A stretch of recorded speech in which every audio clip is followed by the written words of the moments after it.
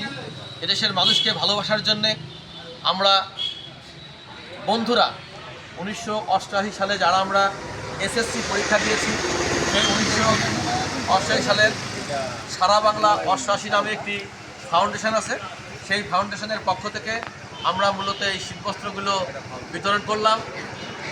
এই সারা বাংলা অষ্টআশি ফাউন্ডেশনের মূল স্লোগানই হচ্ছে আমাদের সারা বাংলা অষ্টআশি সুখে দুঃখে পাশাপাশি। সুখে দুঃখে পাশাপাশি থাকার জন্যেই মূলত আমাদের এই পদক্ষেপগুলো। আমরা সামাজিক চ্যারিটিমূলক কাজের জন্যই বেশি যুক্ত থাকি। শিক্ষাবৃত্তি, সামাজিক চ্যারিটিমূলক কাজ এবং সামাজিক উন্নয়নের ক্ষেত্রে সারা বাংলা অষ্টআশি সারা বাংলাদেশে অগ্রণী ভূমিকা পালন করে থাকে। সারা বাংলাদেশেই শীতবস্ত্র বিতরণ এবং শিক্ষাবৃত্তি দেওয়া শুরু হয়েছে।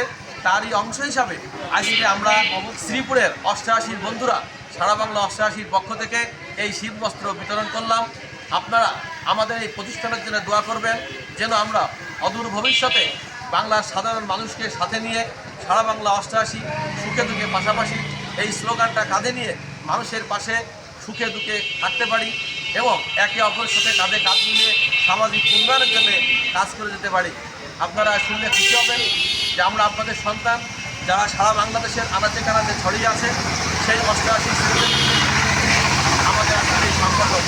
এই সংগঠনের মূল প্রবক্তা যিনি মূল হোতা আমাদের মোস্তাক আহমেদ ইমন, উনি কানাডা থাকেন।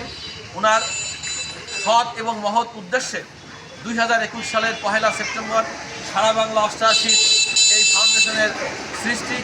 আমি সারা বাংলা অষ্টআশি ফাউন্ডেশনের একজন সদস্য হতে পেরে নিজেকে গর্বিত মনে করি এবং সর্বোপরি সারা বাংলা অষ্টআশি ফাউন্ডেশনের মডারেটর আমাদের অত্র অঞ্চলের কৃতি সন্তান, আমাদের বন্ধু, আজকে আমাদের মাঝে থাকার কথা ছিল, সে আমাদের মাঝে নাই, খায়রুল ইসলাম পান্না, যে আমাদের অঞ্চলের বারুইপুরার সন্তান, আমার অত্যন্ত ক্লোজ বন্ধু। আমরা একসঙ্গে উঠা বসা করি, আমরা একসঙ্গে বসি, হাসি, একসঙ্গে বসে চলাফেরা করি, দুঃখ প্রকাশ যাই করে আমরাই করি। আমাদের মাঝে বন্ধু আজকে নাই, ব্যস্ততার কারণে খায়রুল ইসলাম পান্না আসতে পারে নাই, যিনি সারা বাংলা অষ্টআশি ফাউন্ডেশনের মডারেটর, যার অক্লান্ত চেষ্টা এবং পরিশ্রমের বিনিময়ে আমরা এই পর্যন্ত আসতে পেরেছি। ভবিষ্যতে আপনাদেরকে আমরা আরও চেষ্টা করব আরও বেশি কিছু উপহার সামগ্রী আপনাদের মাঝে তুলে দেওয়ার জন্য। সবাইকে ধন্যবাদ, আমাদের জন্য দোয়া করবেন। আল্লাহ হাফিজ।